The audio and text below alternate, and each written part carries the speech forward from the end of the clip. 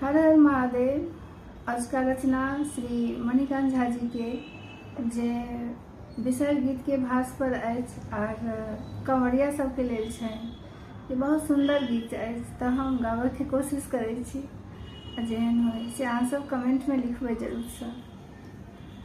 कांवर उठाए बम जेबै बाबा धाम, बम जेबै बाबा धाम, हर गंगा जल चढ़ाए शिव के करब प्रणाम, हर गंगा जल चढ़ाए शिव के करब प्रणाम।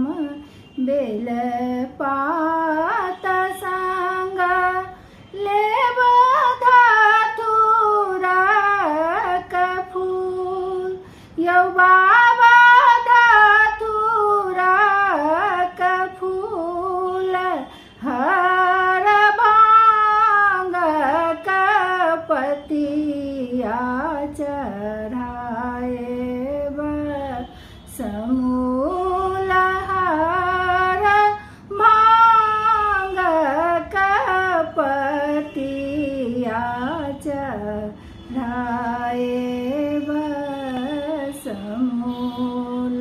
दीन दुखी के शंकर हारथी कलेश, बाबा हारथी कलेश, हर जगत का दानी बनल छथि महेश, हर जगत का दानी बनल छथि महेश।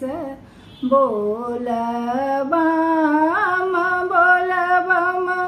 नारा हम लगाब, गे बहिनी हम लगाब, यौ भैया हम लगाब, हर अधरन धरन सँ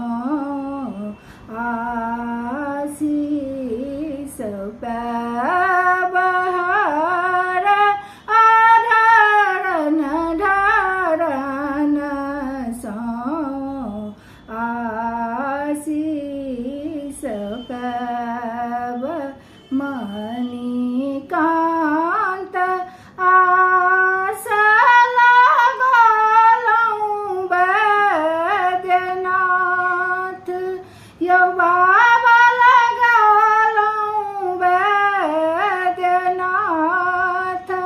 हर दर्शन दए शिव करब सनाथ, हर दर्शन दए शिव कर